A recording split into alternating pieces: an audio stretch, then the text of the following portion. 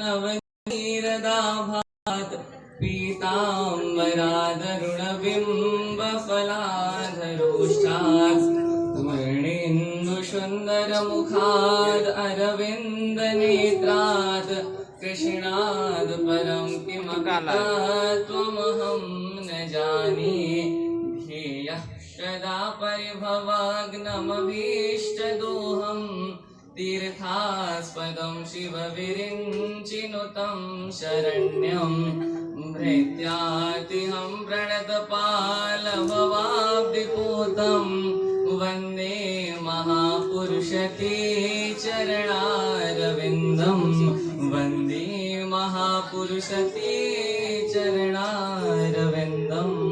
श्री राधा सर्वेश्वर भगवान को, श्री राधा दामोदर भगवान को, श्री राधा गोविंद भगवान को। आज हम इस पवित्र तीर्थस्थल गोकर्णेश्वर धाम में श्रीमद् भागवत को कथा श्रवण का निमित्त जुटी सकेका छौं।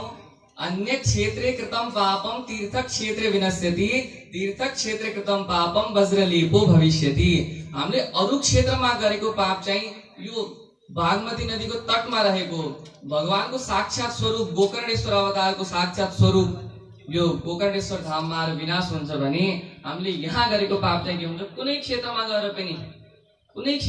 पनि के गर्न सकिदैन, नाश गर्न सकिदैन। अन्य क्षेत्र कृतम पापम तीर्थ क्षेत्र विनश्यति, तीर्थ क्षेत्र कृतम पापम वज्रलेपो भविष्यति। तीर्थ क्षेत्रमा गरेको पाप चाहिँ कुनै क्षेत्रमा गएर पनि विनाश गर्न सकिदैन। कलियुग को बेला थियो। यो सुदामा चरित्र के प्रसंग